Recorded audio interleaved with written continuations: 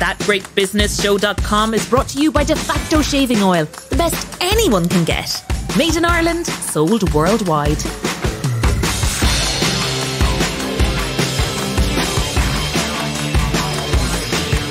Welcome to That Great Business Show, episode 22, posting on the 19th of February 2021. I'm Conal O'Moran, and in the next hour on Ireland's best business podcast, I'll be bringing you our stock and trade. That's business done differently. Top Irish comedian Jason Byrne becomes a tech entrepreneur with the launch of a new comedy app. He'll be telling us why and how in business we have to make our own luck. Laura Dillon, the new boss in Ireland of a Dutch private equity firm, tells us what they're investing in and the sectors they say are ripe for consolidation. And if you're in IT, keep listening. And for swingers, Jerry Foley of XR Concepts wants your money to bring his golf tech to the world's bad golfers and to loads of other sports worldwide. Regular listeners know that Great Business Show makes business fun and accessible, and we're also probably the only self-proclaimed gender-balanced business podcast on the planet. So we're always looking for great women-led businesses to feature. Get in touch with us via our website, LinkedIn, pages, Twitter, etc., etc., if you'd like to be featured. As we remind listeners, we do business differently. This episode is missing one of our women guests, though, due to COVID-related issues. That Great Business Show is brought to you courtesy of De Facto, the Mayo-based shaving oil brand with world ambitions. Founder Tom Murphy is looking for high-energy and knowledgeable distributors around the world to bring the world's best shaving oil to skin worldwide. If you know someone in the shaving or grooming business anywhere, from Tokyo to Tasmania, please tell Tom about them. He's on a mission to build a world brand, one shave at a time. That Great Business Show. Now, it is a great pleasure for me to introduce our first guest, Jason Byrne, one of our finest comedians. Thanks to COVID, Jason's stand-up comedy business has fallen down, but in a temporary pivot, that's given Jason, along with tech entrepreneur Brendan Morrissey, the opportunity to build and launch a comedy app called iLaugh. We'll get to that in a moment, but I had a great chat with Jason the other day when he introduced me to a book by Richard Wiseman called The Luck Factor, a book that led indirectly to the iLaugh app. Jason Byrne, welcome to That Great Business Show. Yeah, thanks for having us. Another podcast. Brilliant. How many do you do? I don't know. I must do like 5 a week. they're like everywhere, but it's good. But as you will end up saying, this is the best business podcast you've ever been on. I've never seen anything like it. It's been run so well. I don't know how I don't have it every day. I think every other podcast just shut down now. Thank you very much. There's no point going on. You will be back. Yeah. iLaugh. How did that come about? Well, the whole thing with it, so obviously, first of all, you know, I don't consider myself a business person. And then you said, no, I think you are. And I probably am, even though I'm not. Because, you know, in stand-up is very much a business. I have to run that. And I have loads of, you know, skills of... And it's intense. It's very intense. Because I'm in the boardroom on my own. I am the director. And I am the workers. And I am the everybody. And so there's nobody to motivate me apart from myself. You're your own travel agent because you were just telling me off air that you tour the world constantly. Yeah, we go like all over Britain, all over Australia, New Zealand, you know, Ireland, Europe, like everywhere. Finland, up in Scandinavia as well. Tell them what you do up in Finland. Oh my God, Finland is just amazing. So I gig in Finland and in Sweden because I actually have Swedish family as well there. And in Finland, we did 1,000 kilometers up through Lapland over 10 days. And before I went there, the Finnish guys, my friend Mika, he said, would you like to do a tour of Lapland? And I'd never been to Lapland. I thought Lapland was the town where Santa was from. And it is the town where Santa was from. But Lapland is half of Finland, leading right up into Russia. And I went, But you went gigging there. Yeah, we did 1,000 kilometers on snowmobiles. And we gigged in 6 different villages that you could only get to by snowmobile. And by a village, are we talking about 1,000 people or 1,200? Yeah, less. Sometimes 400 people. And one guy afterwards, one day after a gig, because it's very dark always in the winter there, after the gig we were outside and we were just having a drink in the cold. And a guy came up to me and he went, I like your comedy. It's very funny. Went, yeah, and he goes, would you like a knife? And I went, what? He goes, I make knives in the forest. And he gave me his address and said, you can come to me tomorrow and collect your knife. And the other lads like looking at me going, I don't think so, Jason. Don't go to his hut. So I have this constant. I know I'm 49 nearly now, so I have had a massive type of. I've met a lot of people in all different walks of life. Do you know what I mean? Everybody, from people like you, businessmen, like all the way down to very ordinary people who just shovel whatever you want to say. And I've learned a lot from. I'm a good listener. You know what I mean? I always say that. I say that to my children. You know, you should always listen to everybody and listen to what they have to say, and don't ever do the Irish thing of go, oh yeah, no, I know that. Like when someone goes to say something, don't cut them off and go, yeah, no, I know that. No, you don't know that, right? Because I'm going to cut you off. Because I want to know about iLaugh. Oh yeah, sorry. I know this is going to be cut well. So with iLaugh anyway. So the thing was, okay, we're going to summarise this because, and I do like we're going to try and keep the brain steady on one track. Brendan Morrissey. Yeah, we're going to get to Brendan Morrissey now in 2 seconds because we need to do this in order. And it's a bit like Ryan Tubridy's brother. Oh my God, he's a neurosurgeon. I've almost forgotten his name. He's going to kill me now.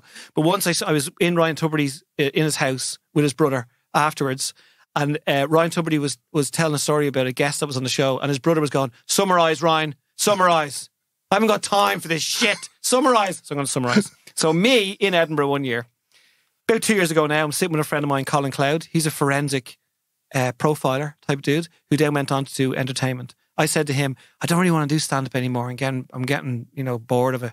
And it's 25 years of it. I wanted to go into some sort of, psychotherapy maybe, or, going out and doing like, live chats in a room or whatever you want to call them. And he said, don't give up stand-up. He says, I'm going to give you these 11 books and don't go back to college because you're already, you know how to talk to people. They already know how to listen to you. You know how to engage a room. He says, you're only going to go into college and you'll get about 5 minutes a day of info that you need. So don't do that. Read these books. So then, while this was happening, I met Brendan Morrissey. And he is a tech guru, as we call him. And you can Google him after this because he has a list of different apps that he has. He has Mobster, iHelp, iDyslexic, Here's, iLaugh, like all these things that he does. So he met me while I wanted to do a bit of a change. And he said, well, do you want to do an app? Do you want to do a comedy app? And I went, yes. And I thought that when you do an app, I thought an app was just like a teenager in his mom's bedroom, eating Nutella and making it over a day. And he goes, no, Jason, we need a lot of tech money and we need a lot of work just to be, even a simple swipe up is going to take a lot of money and a lot of tech. So I went, okay. So we need kind of investment. And I never heard about it. I never needed investment. I was just to invest myself. So I never knew that we had to start. And I always thought that investment was a bad thing. That's a begging bowl. And he goes, no, that's how business works, Jason. You need investors to help you, to continue. You can't do it on your own. And you'll also get good advice from certain investors. So I went to this, one of the books I had, this is how this all links in, was I was doing a gig in Newcastle. And while I was doing a gig in Newcastle, we do corporate gigs, which are always a nightmare because they are normally a room full of business heads or whoever they are that don't know the comedy's coming on. All they want to do is get drunk and dance. They don't want to sit there listening to right? So on this night, thank God they did, right? But at the same time, I was reading one of the books that Colin had given me, which was called The Luck Factor. And it's Richard Wiseman. And I was reading through it. And he said a thing which I thought, oh God, that's amazing. He didn't believe that anybody was just lucky, that people are just naturally lucky. He goes, that's not true. That can't be true. So he studied people who thought they were lucky and people who thought they were unlucky. And he studied them and he followed them. And one woman, he says, so do you think you're lucky? And she goes, oh yeah, I'm so lucky, this American woman. And he goes, so you just think you're just naturally lucky? He goes, yeah. He says, well, I've been following you for a year, right? You do 40 to 50 competitions a month. She'd won her own house, her car, cash, everything. And she thought it was luck. Even a lovely story in the book, she's doing a job interview for a completely different job. And she doesn't get the interview because she's concentrating on the coffee, not the mug, but the coffee container. Because on the back of it is a competition for a holiday. And she goes, and the man goes, so how do you think you did? And she goes, can I have that? So he gives it to her and she wins the holiday. So he says you have to make your own luck. And in business, of course, that's he doesn't see that as lucky. That's you just, work in the room, go and do, step out of your comfort zone. So I was in luck school in the book.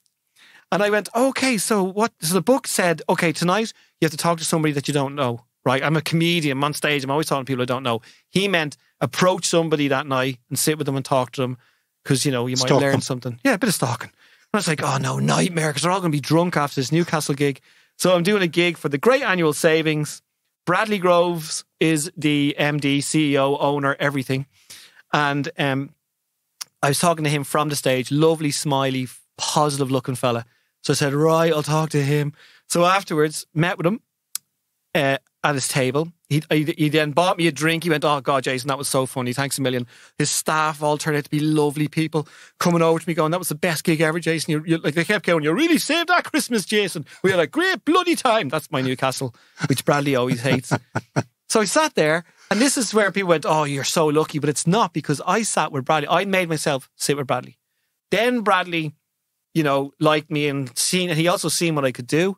And then he offered me to host 3 different big award ceremonies that he does. Because as I say, he's a big business dude, Great Annual Savings. You can look that up as well. It helps businesses like reduce their costs. That's what he does. And he's done many other stuff before that, like in all sorts of sales and business deals and everything. So he's a big honcho. And he gave me these 3 gigs, and then COVID kicked in and they all crashed. So I was on the phone to him, and he said, look, Jason, if you're ever investing in anything or you need to invest in, give us a shout. And I went, well, funny enough, I have this thing called iLaugh. And he went, well, give us a bloody look at that. And he invested in it. He invested a good chunk of money into that now. And now Bradley's one of the co-owners of iLaugh with me and Brendan. And also no better man to have in our boat, because he knows business. And that's how, and people go, oh, you're so lucky you met Brendan. No, I'm not. I met Brendan because I made myself meet Brendan. What we call networking. And Brendan. Yeah, that's called networking, yeah. Now, you better tell the world what iLaugh is. Yeah, so iLaugh is an app. It initially, when you look at it, it looks like TikTok and it looks like kind of Instagram. It operates like that. Because we spoke to loads of different heads that were into tech, and Brendan obviously knows loads of people in that area. And they said, don't try and do anything, don't try and invent the wheel. Make sure they can still do that thing with their thumb and that things are quick and they can see stuff. Unfortunately, everything has to be easy for us now. Do you know what I mean? Probably why my dad, who was like a genius at DIY and building electrics, hated phones, because they just dumbed everything down. So they said, make sure iLaugh is just a scrolly type thing. So that's what it is. It's like people post funny videos on there and you can scroll through it and anybody can go on there. But the idea, my whole thing I wanted to do, my motivation was that it was a good clean area. So when apps start up like TikTok and all, they initially start off okay, but then sinister stuff starts happening in the background, more weird thing, and then you're like, oh, I don't like being there anymore. And then we're worried about where our kids are. So this is running from an office in Kilkenny. We've got guys there that are constantly looking what's been put on there.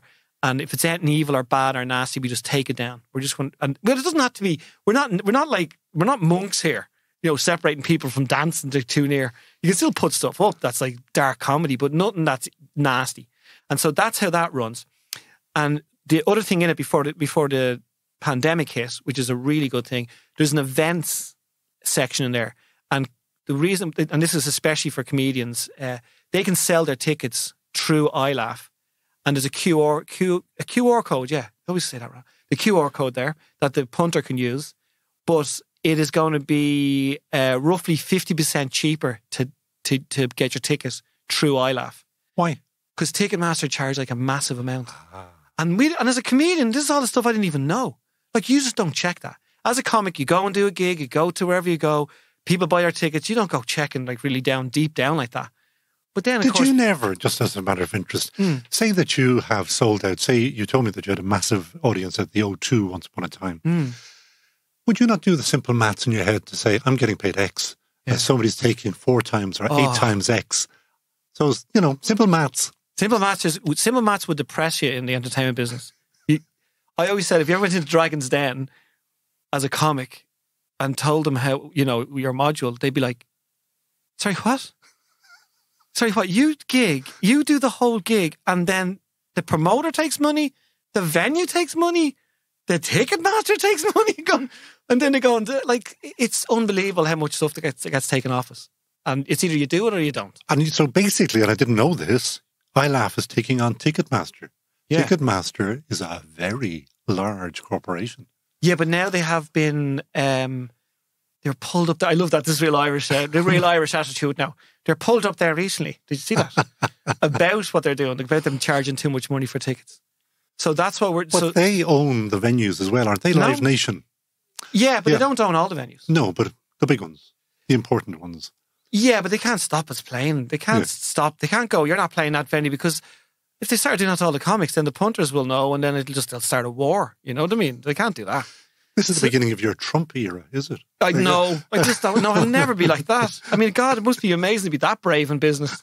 Jesus Christ. Yeah, I should just walk out now, shouldn't I? That's it. I'm out of here. So what is the business in iLaugh? Where do you make your money, or where does Brendan Morrissey make his money, or where does... So we all invested into it, and then we brought in, Bradley as a bigger investor, and the idea is to add more and more tech, so we can bring in, we bring in even more investors. So whatever, it's about 600,000-700,000 in it now, and then on the next round we're going to be looking at about 3 to 5 million, and all of that tech. I never understood, but tech money is massive. I can't. Oh my God, I wish I could remember now. There was a company, one of the tech companies. Oh, we really have to. There's people going to be screaming at me now. But basically, people are investing in it. Hang on, it's Airbnb. Of course we know what it is. Okay. Loads of people investors were throwing money at it. And there's no profit in Airbnb. So there's the confusion. In tech, investors want to just keep throwing money at all the tech because their shares get bigger. Sometimes they come looking for a profit. Yeah, but this is the Airbnb confusion. And I heard Matt Cooper talk about this, and he was twisted in his seat trying to understand it. And the guy, the social media guy, is going, no, there's no profit. He's going, but why the hell would I invest in a company that has no profit? He goes, but your shares go up. So that's the idea. So that's the thing with iLaugh, is that it's good to get advertisement on there eventually, I suppose. But the idea is to just keep getting investors in, getting the tech bigger. Also as well, we're going to be having a thing for the comics that punters can subscribe to that comic, and they can only see what that comic posts, which is like what Patreon do. Yeah. So that's a huge thing for me, because we've no gigs, no work. We're doing an awful lot of stuff for free. That must be doing your head in. Yeah, doing stuff for free. Constantly. Well, the fact that the entire industry is just gone with COVID. Yeah, and there's two ways of going about it. I mean, there's a way of completely breaking down, getting under the duvet and going, oh my God, what am I going to do? Or I take my dad's attitude, who's passed away now, but he always had the secret of life, which was just don't panic. He never panicked. And I remember the last recession he was out the back in the shed with a fag in his mouth. When Dad's recession, he goes, yeah, that's my 5th recession. Which is true. Recessions do keep coming up and coming up and coming up. I remember when my house was 25% interest. That's right. And he goes, what are you, all the running around, all the headless chicken. And even at the moment, given everything, we're down at, 2.5%, 3% on mortgages. Yeah. And they did hit back in the 80s, not about 19-20%. Yeah, Dad remembers that. Yeah. But he didn't panic. And he's never seen a sense in panic. So for me, I have that in me, is that I didn't panic. I started to see how else I could earn money, or at least what I always say is, because I do an awful lot of work with mental health as well. Which I want to get on to, because that is something very important to us. Sure. It's about keeping your brain busy. If you sit at home with an idle brain, it's so dangerous. So I just thought, right, as a comic, and because I'm so active as well, physically and mentally, and all comics work on their own and need to, work and do stuff and write and then go to do a gig and move and get in the plane and do the next thing. No, self-motivation must be massive. It is massive, yes. So you've got to keep on top of that. And the answer is not getting under the duvet or hitting the wine. Don't do either of those things, because that's just going to destroy your brain. So I started getting on Facebook Live, and I started doing live training. Because I do training, I couldn't go to the gym anymore. So I let everybody join in. I had people... Oh, sorry, you're doing kind of push-ups and stuff. Just whatever. Oh, I thought you were training them doing public speaking, because you also do a bit of that as well, don't you? Yeah, this was just me training live, just doing like fitness. And they were all joining in from all over the world, a bit like Joe Wicks. Get away. Yeah, just having a bit of a laugh, just to show that I'm still there. Are you doing that? I'll be doing one of them tomorrow morning, actually. That is Friday morning. By the time this posts, that'll be too late. Yeah, don't worry. But if anybody wants to join in, are you going to do these? Are you doing these regularly? All they got to do is keep an eye on my Facebook and on my Instagram, and you'll see me do it. So every Sunday I do Jason Byrne Sunday check-in, which is another just me and all my fans just hop on. A lot of them live on their own. So I do that just as a mental health check-in, and we just have a laugh. I just talk and they text me, and we have such a laugh. I know a lot of them now. And then I might when you say all over the world, literally? Australia, New Zealand, Canada, India. I do a lot of gigs in India. And we should talk, I'll get to that in a minute, but that's just insane. The Indians are very like Irish people. They are identical. They live the same way. They have 360 million gods. We have a saint for every day. And our mothers go and pray for us, and their mothers go and pray for them. And the mother always runs the household, and their mother runs the household. It's very funny. So when I was on stage, nearly everything I was saying was exactly the same in Mumbai. It's just like, yes, they do. Yes, our mother chases us with a slipper and beats us. I'm going, yes, oh my God, this is brilliant. So lovely connection. So they're all on as well from in Mumbai. They click on and we talk to them. So what I started to do was I was doing that. Then I wrote little sketches and I was putting them up online. And because I did all that, and this is another good business thing as well, I suppose, I did all that stuff. And because I did that just before, Christmas, companies started asking me, could I maybe jump onto a Zoom and entertain maybe 20 or 30 of them? And so I started to get bits of work from that. And I was going to say, you want to get paid for those. I got paid for them, yeah. Yeah. Started to get paid for them. Like a lot of people think, or appear to think, that you are there just to entertain them for free. Yeah, a lot of them do think that. Actually, one person sent a message saying the one good thing about COVID, Jason, is we got all your stuff for free now. And I was like furious going, oh my God, I'm such an idiot. So, but Fall Ernst and Hog are like probably the best business comedy machine you'll ever see. So their advice, they said to me, put up some free stuff and then make them pay for other stuff. So right now, that's what iLaugh is hopefully going to be able to do. And iLaugh launched when? We launched it in January. So it's brand new. It's brand new. And but I don't like to say we're going up against TikTok and Instagram because it's what I'm trying to do is create something, the first ever comedy app. So if you think, I want to look at some comedy, I'll go to iLaugh. Yeah. You see, you can go to Facebook, but it's not all comedy. Yeah. You have to kind of find it. And Instagram. And then TikTok is the same now. You have to scroll past some mad stuff. You've already said that anybody can post their comedy on there. Yeah. What about the big names? Or can you seduce them in? How we're going to seduce them in is by the subscription stuff. Because I've spoken to a few lads going, do you want to join up? And they're going, oh, yeah, I might. Yeah, I will. Come on, name names. Everybody wants to know who. Well, John Bishop's already in there. John's in there. Des Bishop's in there. But they're all saying, they're exhausted posting up stuff for nothing. Yeah. So I said, well, look, we're trying to get a subscription thing going where, let's say you put up one free video and then the next video is blurred and they have to, they'll pay a €2 subscription, which will unblur that video just for them. And they're going, yeah, well, I would join then. Because the whole world is shit. I don't know when we're going to get back into full-on venues. You know what I mean? Yeah. TV is still working fine, but this is going to hopefully help. And this will also help comedians that are, they don't play big rooms. They play small rooms. And what's going to happen over these couple of years is that their crowd is quite small and their crowd will fizzle off. And a lot of them will have to start from all over again. But this way is a good way of the world seeing your comedy and getting paid for it. I mean, I have to have them being paid. And whose idea was it? Was it you, Brendan, or... Me and Brendan. Yeah? Me and Brendan together. Yeah, Brendan taught me... We should talk a little bit more about Brendan because he is a fascinating... I had never come across him. And amongst the other things that he's done in the past is he has played the guitar with Guns N' Roses, for example. Yes, he did, but he wasn't in Guns N' Roses. I think he played with them. But it was My Little Funhouse was the Irish band. Yeah. That's what he was in. And he was they were very successful. They did great in the States. And then Brendan just started clicking into tech. He just started looking into it. Almost the way I have now. I mean, I didn't know anything about tech, and now I know a lot of how it works and how... expensive. Holy Mary.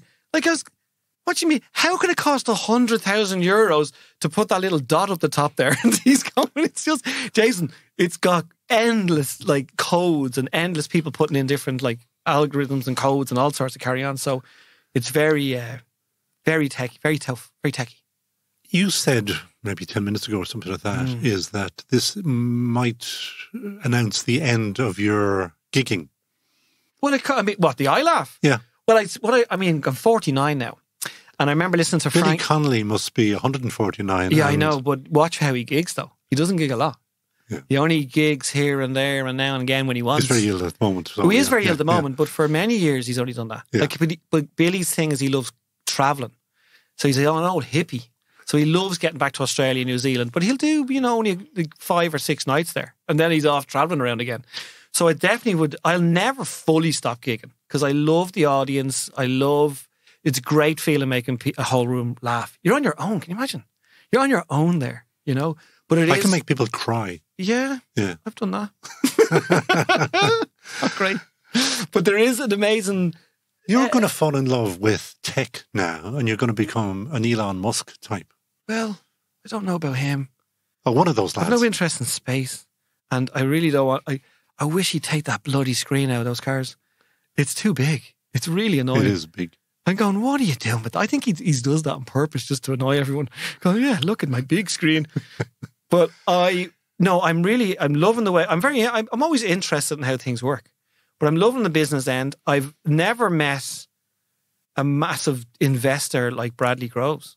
I never knew how that world worked. You should explain exactly how wealthy he is. Jesus Christ. I think the way I just said that. Well, you and I were chatting about him. He is very, very wealthy. Yeah, but I would love you to get him on here somehow on a Zoom or whatever. My God. Bradley Groves, you are now invited. Yeah, he has got some fantastic knowledge of business.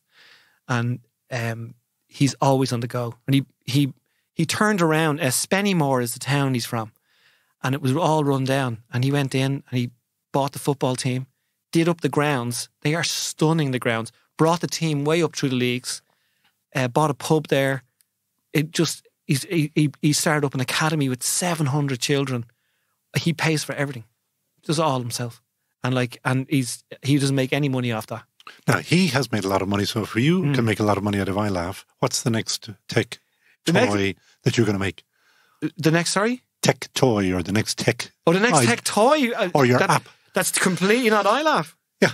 Oh my God. You must have been like, you're sitting in the bath or in the shower or whatever and you're thinking about these things. I think what I would be good at, because I've seen, I think the public speaking would be a good thing. Do you know what I mean? Tips on how to do that. And that I'll have my own masterclass. Because I've seen masterclass and I've seen lots of people on there, and they just do one big spiel.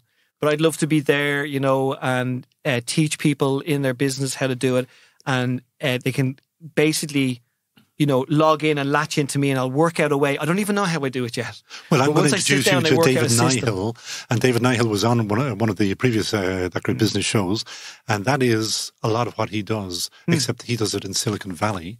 Jesus. And you and he, I think, could get on famously. Yeah. Well, I'll definitely be ringing him after this. Because that's something I was asked to do in the past on a flight from Australia. He was like the head of EA gaming sports thing in Australia. And he asked me, was I coming back to Australia soon? I wasn't back for a year. And he went, oh no, Jace, you could come in, you could teach them all how to speak. He goes, it's EA games, you know what I mean? It's supposed to be like exciting. He goes, most of them are shit. They don't even know what they're saying. I mean, I'm listening to them for 20 minutes and I'm going after 5. You know what I mean? So he goes, just throwing humour in is just a great idea. But can you teach it? No, but you don't have to. You could have a look at what they're going to say. Have a look at their script. You could put it in. I don't think you can teach stand up. Like you go there now and do 20 minutes. I've seen that being trying to be taught, and yes, it works for a little while, but they just kind of peter off. They're not able for the thing about stand up. It's not only the content. It's the consistent, constant go and motivation you need behind stand up. You can't stop. It's like a train that just will not stop. Because once you've done your gigs for a half a year or a year, it's all in the bin and it all starts again. You got to write it all over again. All brand new. Nobody gives a crap about the old album. You know what I mean? They want, and because comedy and gags, like if you know the ending to a gag or a story, you're not going to find it as funny because you'll know what's coming. And it's the opposite for bands, because bands go on and they sing their new stuff and you're in the crowd going, oh, not the new stuff. God's sake. Like Duran, you know what I mean? Go on, do the old stuff, not the new. We've made a new album. When you hear that at a gig, your heart drops. Oh, Jesus Christ. They've made a new album. And with comedy, I did a gig once and it was, oh my God, I think I said one line and a guy went, I think I heard that last year. I heard from the audience. I was going, are you serious?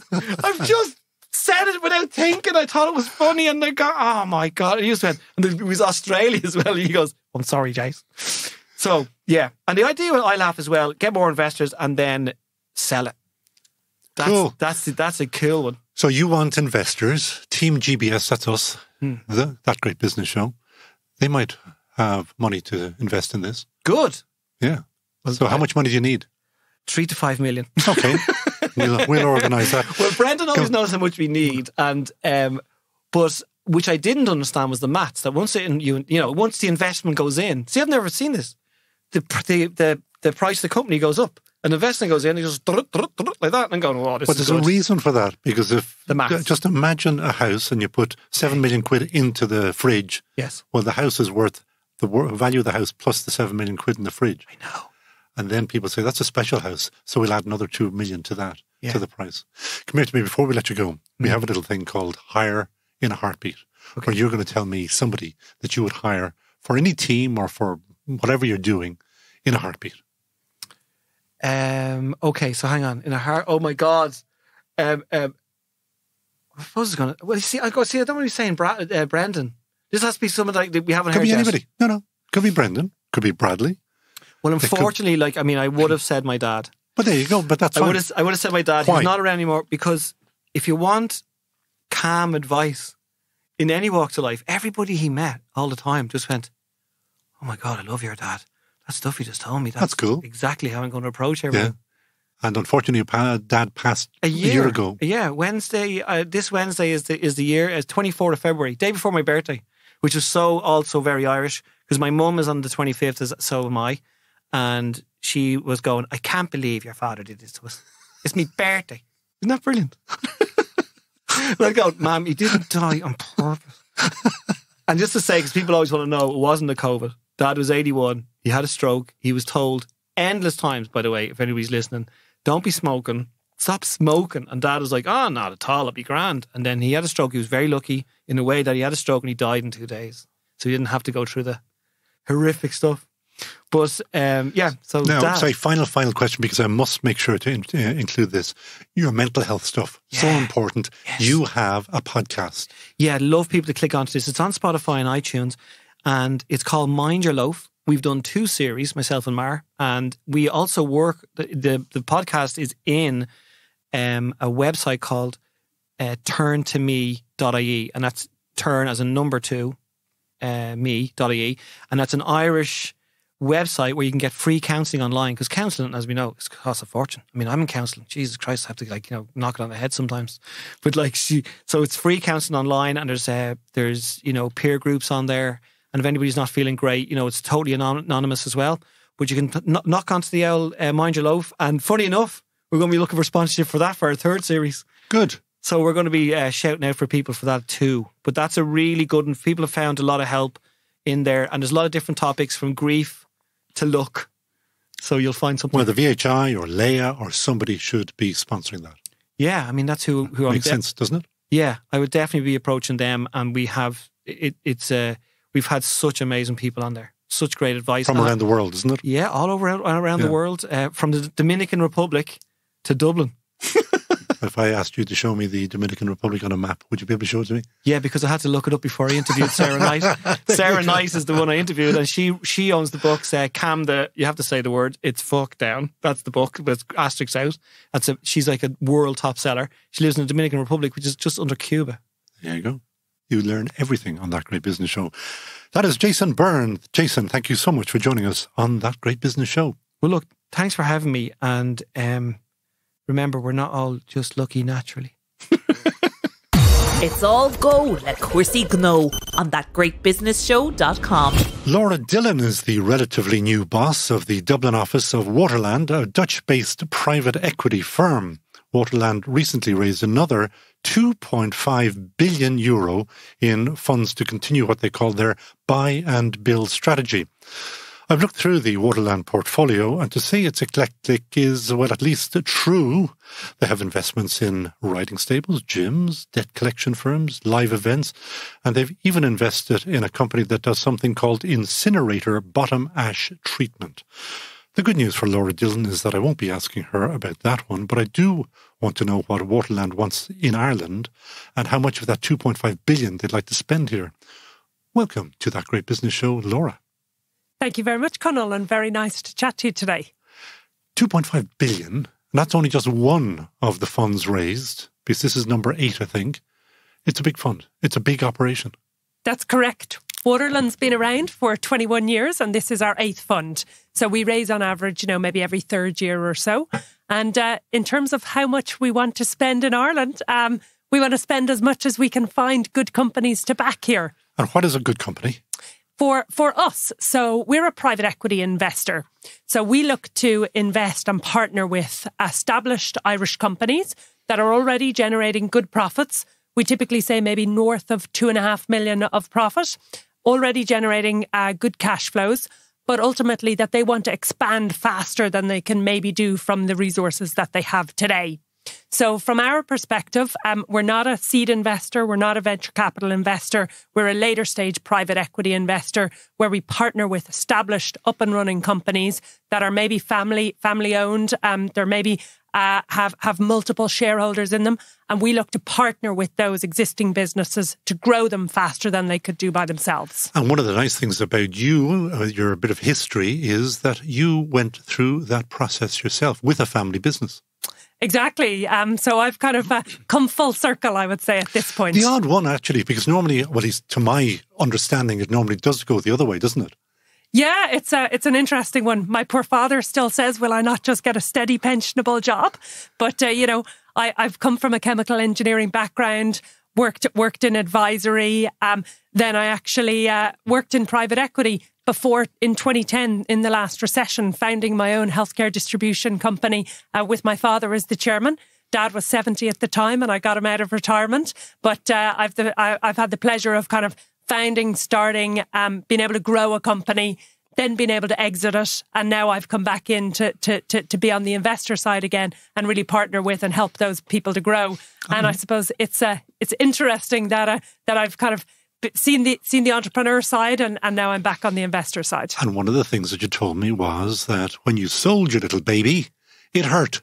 Yeah. Well, it mightn't have done the bank balance any harm, but I mean, you didn't really want to give it up. It's I think when you've started something, right, you've invested so much time and mental emotional thoughts into it. So it's definitely the hardest I've ever worked, founding my own company. It's given me a huge amount of respect and empathy for all entrepreneurs, be it sole traders, people that run shops, right through to people that run big corporates. I mean, I think it's the hardest that you will ever work. Did you not understand that before? I think I was a little bit naive beforehand, to be perfectly honest. I'd invested in companies, I'd advised companies, but I think when you're suddenly the one who's, having to make sure you meet monthly cash flows, meet monthly payrolls, having to call customers to make sure you're getting paid, brings a whole new level of reality to everything. Beforehand it was an Excel spreadsheet. Suddenly now it was me putting personal guarantees on the line. Ouch. It can be a big ouch. Those people listening to the podcast and who hear 2.5 million profits and all may say, well, that's just too big for us. However, you do keep an eye on all sectors and you know where the hot sectors are. I have no idea at all, and maybe you don't either, about that German riding stables company that Waterland. Do you know anything at all about that one? Yeah, so that's really fascinating. I'm thinking that's a very strange investment. That sounds like a kind of a private company, the kind of thing that wouldn't attract your kind of money. 3 years ago, our Danish team invested behind Andreas, who is the entrepreneur. He's an Olympian, very passionate about dressage and horse riding. And ultimately, we partnered with Andreas to really help him grow Helge Strand, or we've recently renamed it to Global Equestrian Group, to build that into a successful global equestrian business where we've now expanded it into Germany and the US. It was originally focused on dressage horses up in the Nordics, and we really want to build that into a global equestrian business. You've only recently joined Waterland. How come you know so much about that particular one? I actually didn't expect you to know anything at all about it. Yeah, I suppose Waterland, very much the ethos is one firm. So the €2.5 billion fund, we all invest out of that same fund. every week I'm talking to my other partners and principals about the companies that we're talking to. And, nearly on a daily basis, I'll be talking to colleagues in our, 9 other European countries, 10 offices. So very much the ethos is working together. Hopefully there's going to be some Irish equestrian businesses that we may be able to partner with. Well, I'm going to be very unfair to you now, since you've now kind of set me a challenge. What does that incinerator bottom ash treatment company do? Blue Phoenix. So Blue Phoenix basically takes a lot of the bottom ash, I suppose, and tries to make sure that turns into another product that we can ultimately resell. So we treat it and then ultimately resell it as well. So it's part of the whole waste and recycling. We've invested in quite a few waste and recycling businesses throughout continental Europe, and this was the next stage, I suppose, of that. So it's, I suppose, all your stuff, don't a waste to energy business in some respect. I know, again, nothing at all about your academic background, but except that you were or trained as a chemical engineer. Tell the truth now. Did you come first in the class or something?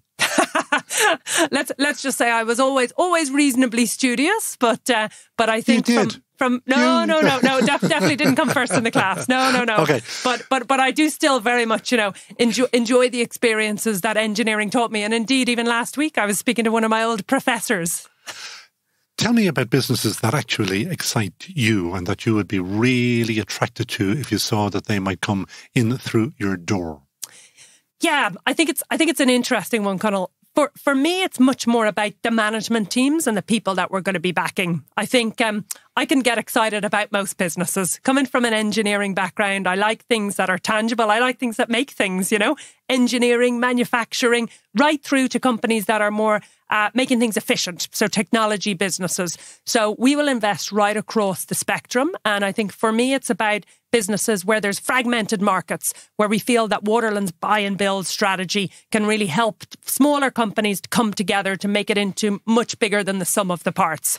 So when we talk about 2.5 million for companies that make that as a profit, that's for the platform company. We will then invest in much smaller businesses and add them in or bolt them onto a much bigger company. So basically for me, I get excited about engineering manufacturing companies. I get excited about IT services companies. Of course, coming from kind of pharma, it's clearly something that I think there's a lot of opportunities around medtech pharma.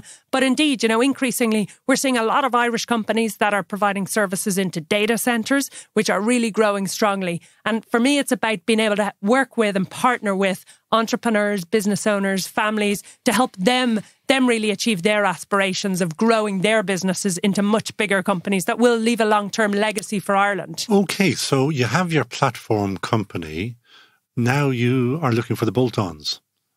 How small would you go for a bolt-on? Could be maybe 100,000 of profit or something. Okay, that's more approachable. Yeah. Because on that Great Business Show, we obviously talk to the SMEs, and this is Irish SMEs, which are very different to the German SME, which is a much, much bigger animal. Tell me of the ones that you would like to talk to, because I think you did mention to me that IT is set for consolidation. Yeah, what I would say is we have about 60 companies in our portfolio at the moment. So literally, it could be a good match for a business that I'm going to partner with in Ireland, or it could be a good match with a business that we already have in our portfolio across Europe. So some of those businesses could be, childcare facilities, right through to IT services companies. Could be waste and recycling businesses. So we literally, at the moment, and on our website, you'll see that we have a very broad portfolwer. Very, very broad. We are generalists. We'll look at systems integrators. We'll look at consulting businesses. We're very happy taking human capital risk where there's just pure people businesses. You've got to get into podcasting. It's the future. What do we think? It's really about having the right people. It's having businesses that are already growing. They're in a market where there is growth. We like growth markets. We like businesses that are in fragmented markets, but really where there's people who are doing something that we feel is quite distinctive. And we as the investors then, we want to be there in the background. We want to be supporting. We'll help drive additional M&A and bolt-ons. We'll help with strategy. We'll attend monthly board meetings. But we're very much in the back seats, providing additional resources and capital to help the entrepreneurs grow. Laura, little bit of background in finance, and I can tell you that everybody says that we're in the background. Yeah. The truth is that you're looking at your own bottom line because you've got to make money, and you will kick little bottoms to make sure that they are performing, so you don't sit in the background. Well, we want to make sure that the business plans are being delivered on. So you're dead right, Conal. And, in some instances, things will have to change in order to make sure that we get back onto plan. What do you like to deal with on that one? I'm looking at your eyes there and saying, oh, Jesus, she's evil. I don't know. You should talk to my father, who I had a business with, right? I think, hey, we're want to be very supportive, but yes, we're in the business of taking risks and we're in the business of making decisions, I suppose. So, you're also in the business of getting a return. And what kind of return do you expect? What's the average that you might want per annum or over a lifetime of investment? So we will typically, when we look at it partnering or investing in a company, we will look at that on a kind of 5-year period. We sometimes hold businesses for 10 years or even more, but our average investment period is 5 to 7 years. And we're not a bank, right? We invest in equity. We partner and invest pari passu with the other equity holders in the business. I haven't heard pari passu for a long time. So different people have different views on this, and some want to have seniority and stuff. We feel that we should be directly on the same terms as the other shareholders in the business. And yes, we do look for strong returns. We look for businesses that have strong growth, where ultimately we can put a small amount of bank debt into. We invest in the equity, and we invest in other businesses, or indeed, maybe it's sales and marketing, maybe it's a new factory that's required to produce more products. So we will look to generate good returns for our investors and for the business owners. I'm waiting for the engineer to tell me, give me a number. Strong returns can mean different things to different folk. Yeah. So, we will look to achieve kind of, I suppose, somewhere around 20-25% returns on our capital. Over what period? So on an annual basis. So you're looking for 25% per annum. Oh, over the long term, yes. Okay, that's very strong. It's it's the private equity. So it's typical private equity model. Yeah. So therefore, because it's aggressive, very aggressive, actually. And I don't mean you, but one can have failures. Sometimes we can have failures. I think COVID has transitioned and changed some business models. So yes, I mean, some of the businesses that we have in our portfolio have been badly impacted by COVID.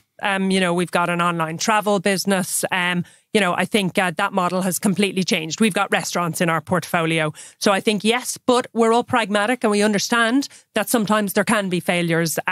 But then it's about very much trying to say, okay, well, what do we do given now the world we live in and the circumstances that we're in? How can we make the best of the situation that we are in? You said on the bolt-ons, and again, that will pique the interest of people listening to this podcast, is that did you tell me that you leave the management there? So therefore, if I own an IT business and I sell to you, I put your money into my back pocket, but I can stay on managing the business. So it very much depends on the type of deal structure and what the management teams want. So we typically are happy for existing shareholders to de-risk a little bit, cash out, take some money off the table. We do typically like our management teams and founders of companies to be partners with us and also retain ownership in the business. If it's a smaller add-on acquisition, then I think it very much depends. Does that management team want to stay in the business or do they want to exit? And ultimately, is there a role? Is the business going to be large enough in order to be able to have multiple management teams in there or not? So for smaller companies, it depends on whether it's a new technology coming into a bigger business where we need to grow that out over time, or whether it's really a tuck-in into the core business where maybe it doesn't make sense to have duplication of roles. So what other sectors in Ireland are you keeping a very close eye on? Yeah. I think at the moment we're definitely keeping a very close eye on the core sectors that are large here. So that very much means IT technology is a big focus for us at the moment. Because what you're looking for there are companies that are integrators, as you mentioned, and that you think that they could become very large integrators across Europe. Yeah. I think we would ideally like to, and this is where we feel we're quite well positioned here. We've got an Irish team on the ground here. There's 4 of us in Waterland, Ireland, but we've got, another 80 colleagues in another 9 European countries. So we very much feel that we want to build great Irish businesses headquartered here, but that can scale internationally throughout Europe. So we think that IT companies are well positioned for that. We think services into pharmaceuticals and data centres are very well positioned as well. What kind of work into the data centres? That's something I don't understand. There's quite a lot of engineering work that's been going into data centres. There's a lot of construction going into them. You're not talking about the sandwich sellers into them, or no? We're talking about some of the some of the equipment that is quite specialised, that is quite engineering technology driven. But Ireland has really built a niche in it. We're doing a lot of European data centre construction as well, some modular construction. I think there's a lot of interesting Irish companies there. But literally, there's a lot of recycling and waste businesses that are very good Irish businesses, and we've obviously invested, throughout Europe in that sector with Blue Phoenix, and Atero was a prior business. So I think we do feel that markets that, make sense to consolidate across borders are where we can add a lot of value to management teams. And that can literally be from, healthcare facilities. We have a very large healthcare group called Median in Germany. And just prior to Christmas there, we acquired the Priory in the UK, which is another large healthcare business. And very famous one as well. Exactly, quite a famous one. So now that will be, a business that, is very strong in Germany, but now very strong in the UK as well. And you can cross borders like that. Are you consolidating systems, or I know nothing at all about the Priory management, for example, but I'm imagining in my own head that's just going to be very different to a German management approach. There will definitely be nuances, and there will be country-specific opportunities, but there can be purchasing synergies. There can be quite a lot of opportunities to implement best practice across borders. Indeed, in Ireland, we actually own a nursing home business here, and increasingly we are seeing some of the large elderly care providers from France and continental Europe coming in and buying healthcare and nursing homes in Ireland. So I agree, it's not necessarily the most obvious one, but increasingly there are benefits of scale across some of those large and every sectors. Nursing home owner outside of Dublin, because I know something about this, and that I know that the financials are very different inside and outside the pale, they're all picking up their ears and they're saying, that's fantastic. They want to buy my very small nursing home. Are you interested in that? Or would you pick up, I don't know, a 20 unit or a 40 unit nursing home? Or are you looking for a bigger, much bigger? Typically kind of, I suppose, I'm not dead sure of the exact numbers, but maybe 70 to 90 beds is kind of a good size for a nursing home business. Some people are building much larger ones. I think there's a new 210 bed or so being built in Dublin. Very, very small nursing homes, I think, are going to be difficult in the future with increasing regulation, and I suppose just the fixed costs that you need to operate in a regulated environment. So very small, I think, is challenging. However, I think medium-sized ones are very good because they're boutique. They can give very, very high quality care to residents. And I think increasingly people want to make sure that their parents and loved ones are very much in an environment where they can get the right level of attention. What business would attract you out of private equity? In other words, that you would quit and you'd say, God, I'd love to run that business. Doesn't matter what it is. It's one thing that people should know about you is that you're an avid sailor, that you were an Olympian. I never went to the Olympics, but I'm a very passionate sailor, and I've sailed very competitively right since, my parents luckily had a boat when I was 1 and 2, and I kept it on. If somebody had a sailing business, would that attract you? Say, good luck, Waterland, I'm out of here. In fact, probably you're heading for Waterland in a different way. Oh, well, it's interesting. I've kept the whole aqua theme, Waterland. I think for me, actually, I think what I've learned is I like to keep my hobbies and my sport separate to my professional career. So whilst I'm very, very passionate about sailing, I really like to keep that as my weekend hobby and for my holidays, I suppose. So I don't think I'd ever want to work in the industry. I think for me, what would attract me out of private equity, I suppose, at the moment, I feel I've got the best of both worlds. I've got to set up... You have to say that because they're listening all over Europe. But I get to set up a small new team in Ireland. So I get the benefits of starting a new business effectively, but then having the diversification of being able to partner with and work with a lot of businesses, hopefully in due course across Ireland, to help them grow and be successful. So I think, hey, I really enjoyed running and setting up my own business. Hardest I've ever worked, but I think it's so rewarding as well, So across Europe, they're saying, she's on the DOS. They probably don't use those words because if she worked really hard on her own business, she's obviously put her feet up now. I think we all know, hey, the last year has been interesting times, I suppose, and we're certainly working very hard to try and get our message out there, but really find Irish companies that we're the right partner for. And why I say that, Conal, is we're not the right partner for everybody. There's a lot of businesses out there where we don't feel we can really help them to grow a lot faster than they could do by themselves. But I think there are other interesting potential sources of capital or partners for them.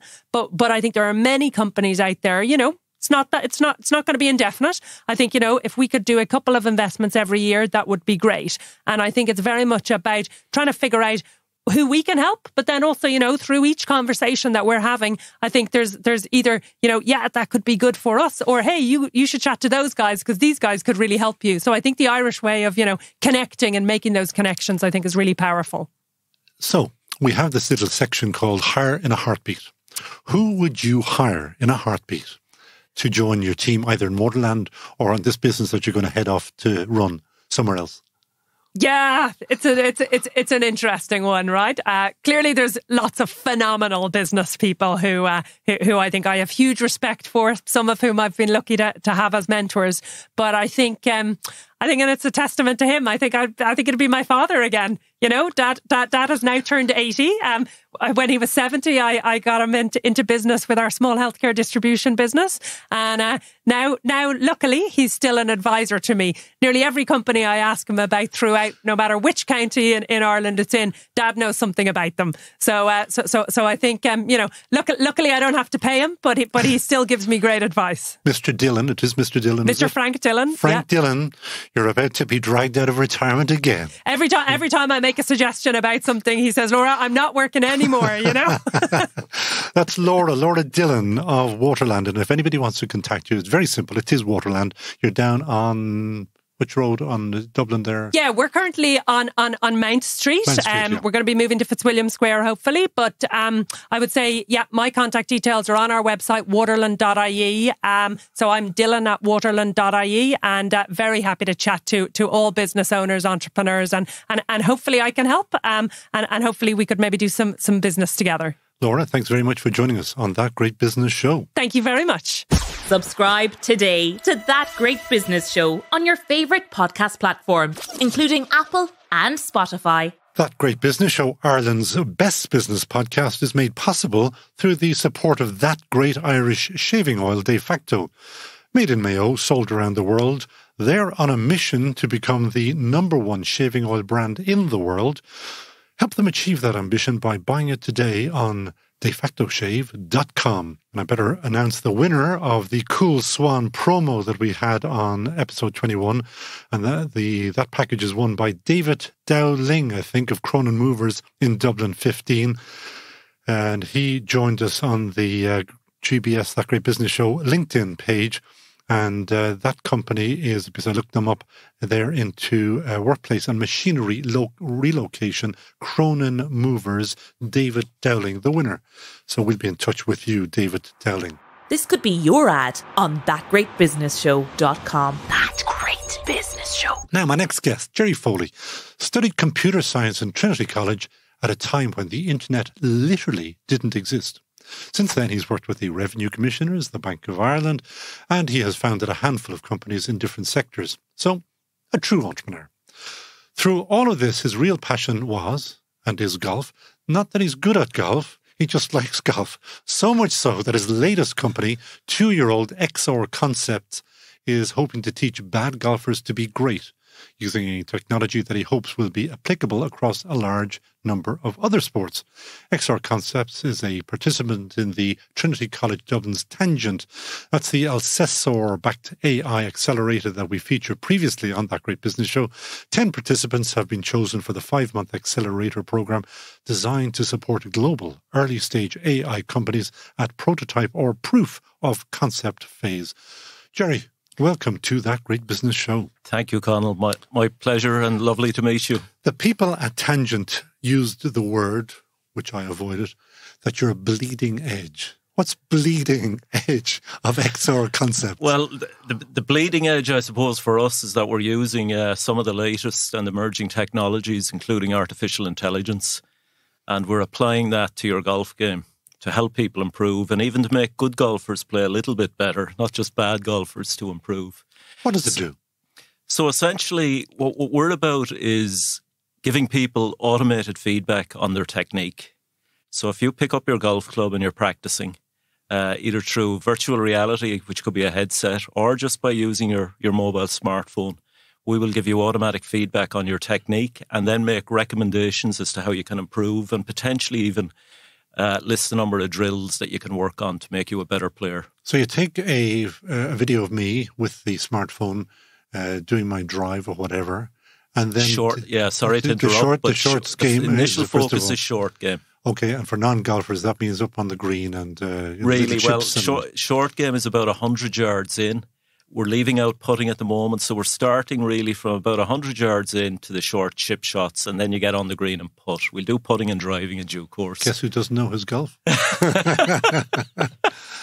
So you take a video of me, and then is there somebody screaming at me down the phone saying, I give it up, or for God's sake, would you do better? Or not quite. We'll be very encouraging. We'll basically compare your swing and technique with a range of different professionals and identify which is the best technique for you. So let's just say, for argument's sake, say you might be overweight, you're not, but let's just say you are. You could be in your 60s or late 50s. You're not as nimble or as flexible as Rory McIlroy or Tiger Woods, so there's not much point. I do my Pilates, I'll tell you. I'm as flexible as. I can see you do, but not everybody is. So we'll basically identify a particular pro or a particular technique that we feel is the best fit for you. And over time, our technology, I suppose our software will just get smarter, and that's where the artificial intelligence kicks in. We'll keep it very simple. We don't want the technology to confuse people. It's got to be very simple, and obviously it has to work. We want to cut shots from your game and make you a better player so you'll enjoy it more. And people have to pay for this, I presume. Yeah, people will. Yeah, nothing good is for free, unfortunately.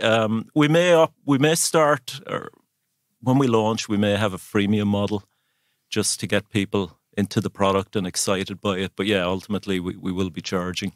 And the world market for this is? The world market is big. Golf globally has about 60 million players. It's possibly gone up in the last year with COVID. Interesting that you say that, because we had Enpro there. They make headgear for rugby players, and I was checking out the world market for rugby. It's only 8 million, would you believe? Really? Yeah. So yeah, you are at small. 60 million. That's 60 million between the UK and Ireland. If you include social golfers who are not club members but play, you've probably got about 4 to 5 million players. The United States is closer to 25 million. Japan is probably in the region of 17 million, and China is booming. I'd say it's in excess of 20 million. So the game is big, and there's certainly plenty of opportunity in it. It's a competitive marketplace, but we're doing something that's really interesting and will work. You said that. I love the little bit, it will work. Like, I'm positive that somebody else has tried this before. Yeah, I mean, there's quite a bit of competition out there.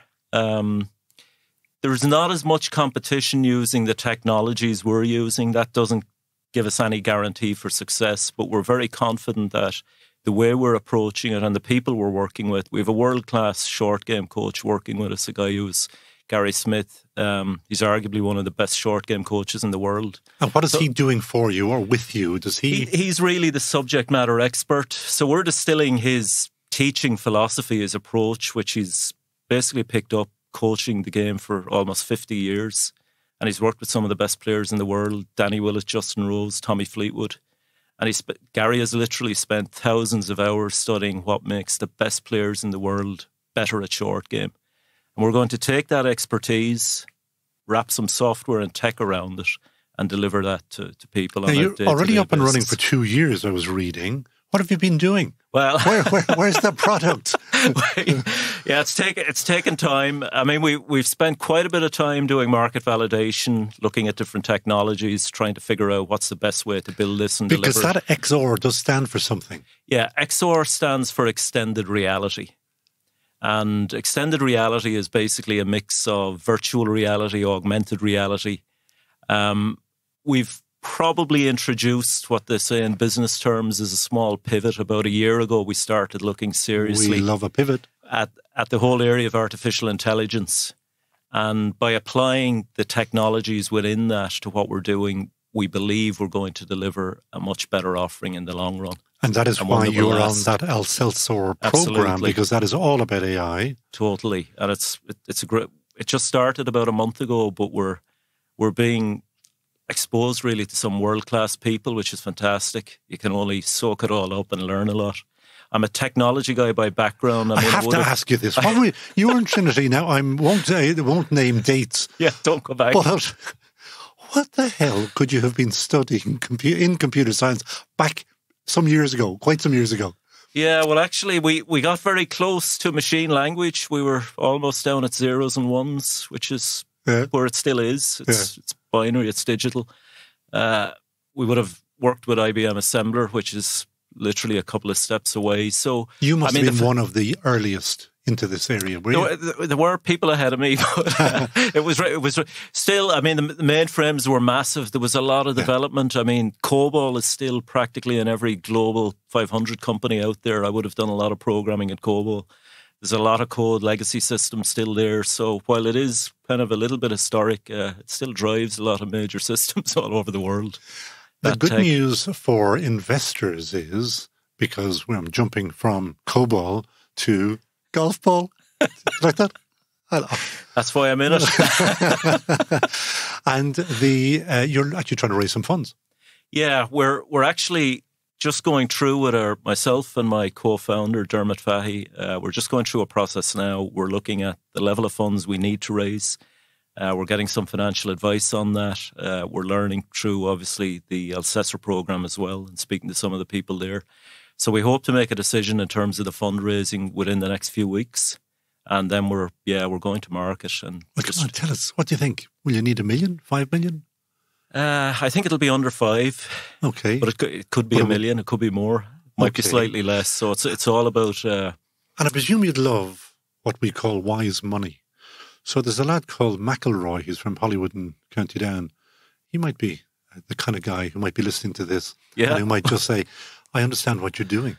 Yeah, well, that'd be great. And certainly if Mr. McElroy, Rory is feel free to reach out to us. If he's looking for $1 million, I'd call him Mr. McElroy. He might be. He might approve of that.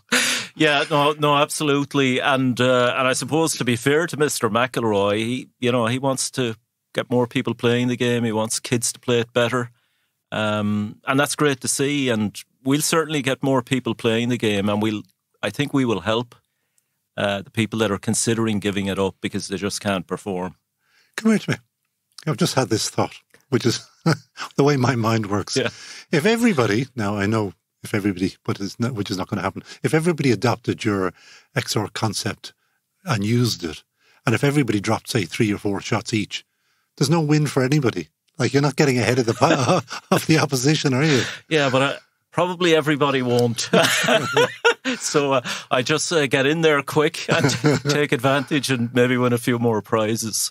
So all of these millions and millions of players, your business model is going to be a SaaS model, or is it going to be... Yeah, we're looking at a SaaS model. We're also focusing very much on B2B opportunities, but we're certainly looking in time selling directly to consumers and to golfers. So we plan to work with golf professionals and golf teachers. That sounds like a very slow sell. Well, we hope not. We've certainly had a very positive response. I mean, we've done quite a bit of market validation. We've either surveyed online or interviewed directly. 200 golfers close to it, including some golf professionals. We've had a great response to what we're planning to do. Several of the pros said they would sell it. So we've more work to do, but we're very encouraged by the feedback. And I suppose that's part of the journey we've been on. It takes time to do that. Yeah, but that's the problem, isn't it? It is a slow sell.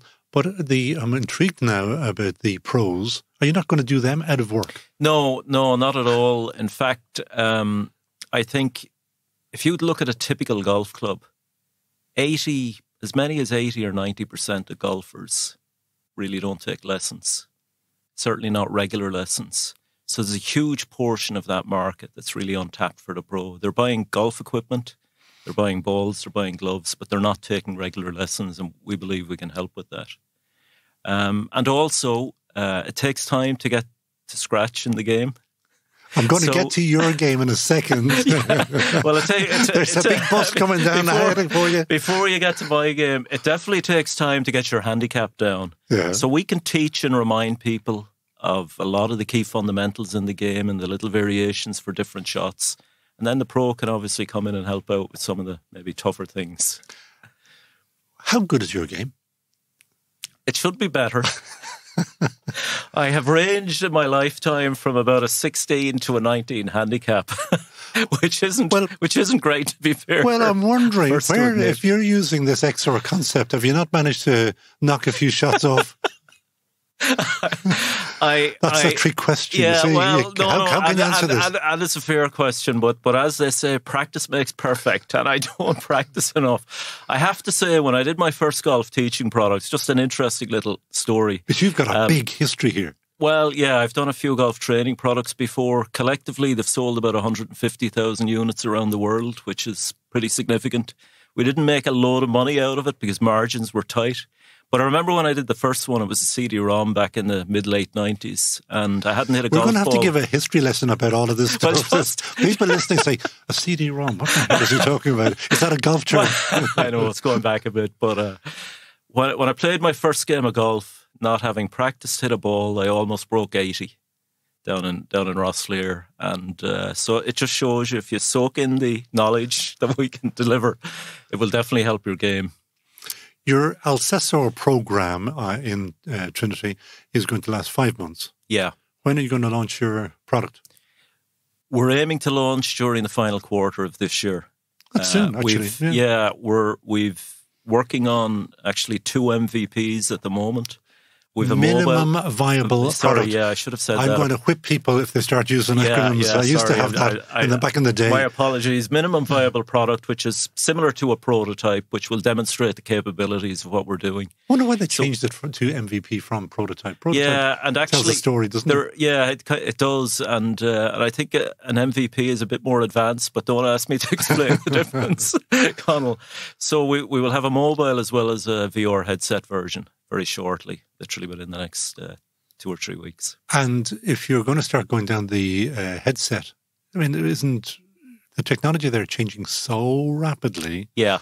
Like if you design it for today's, it'll be gone tomorrow. Yeah, but a lot of the software, the way we'll approach this is just getting the technology that we can easily adapt it to different platforms. So the underlying engine, if you like, can be brought into different product offerings. Would you not be better off going down to Nike or down to one of the games companies, PlayStation, or one of those companies, EA Sports, somebody like that, and just say, here's an idea for you, give us a few million, good luck? Yeah, maybe. And then you could go and practice your... We're very definite about we're not building a game, and certainly the games companies are very focused on that sector. I'm not saying we wouldn't talk to them in due course, but we're really about teaching people how to play better. And have you any patentable product, any IP that you're going to protect yourselves with? We believe we will have protectable IP. I can't say definitively we have it yet, but we have engaged. Have you applied? No, we haven't, and we haven't applied for a patent. And I think that will take a little bit of time because we need to time and money, and we need to do more work on it. But we have consulted with IP experts. And the initial response to what we're doing, and it's really the components we're putting together, could give us protection and maybe a patent. So great if we can achieve that. Happy days. Happy, it adds value for sure. Okay, so you need your money, and you need it now, million Soon. plus. Yeah. And you're going to announce that in maybe 2-3 weeks, and you're going to have something on the market. No, not on the market, but something tangible in 6 months, maybe? Ideally, it's very tight. That's what I would have thought. If to be fair, if that slipped to the beginning of next year, so be it.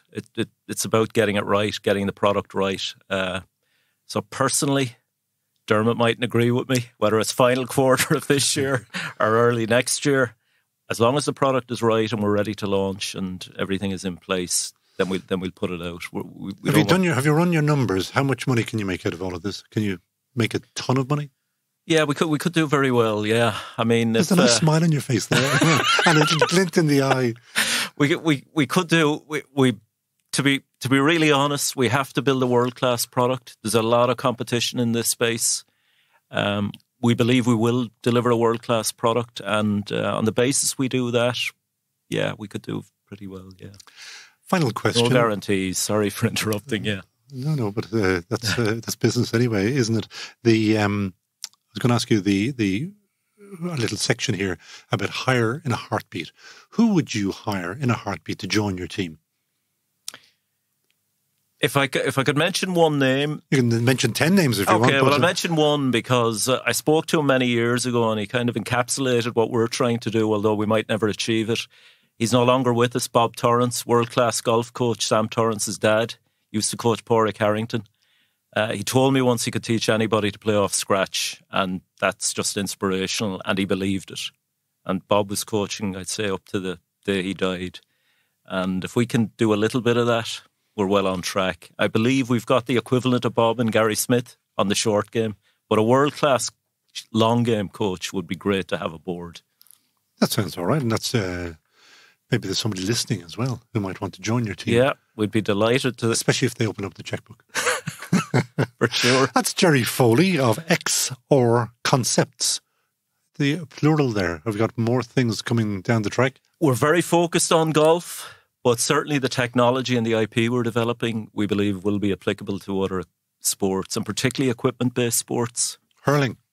Hurling, yeah. Wexford Hurlers. Absolutely. Many years ago, I did the official coaching products for the GA and hurling and football, so I'd be happy to You have a really interesting CV that if anybody's going to have a chat with you about funding, you really have done a lot of stuff in that area, haven't you? Yeah. No, well, thanks. And now is the time to make it pay.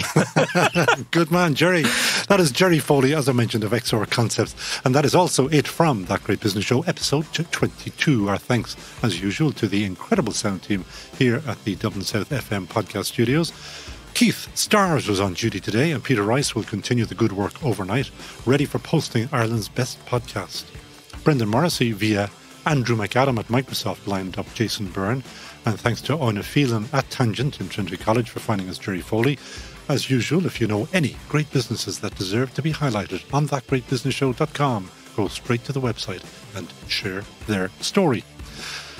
And I have to give our pals down at Wexford Preserves, who were on That Great Business Show previously, a shout out for sending us their new pink grapefruit marmalade to try. It is gorgeous. And the even better news is 50% of the profits from each jar goes to the ever-deserving Mary Keating Foundation. And finally, our thanks to our sponsor, De Facto Shave. Try their world's best shaving oil for a week, and I swear you will never go back to the horrid old shaving foam. Buy it online now and tell me what you think. From me, Conal O'Moran. We'll talk next week on That Great Business Show.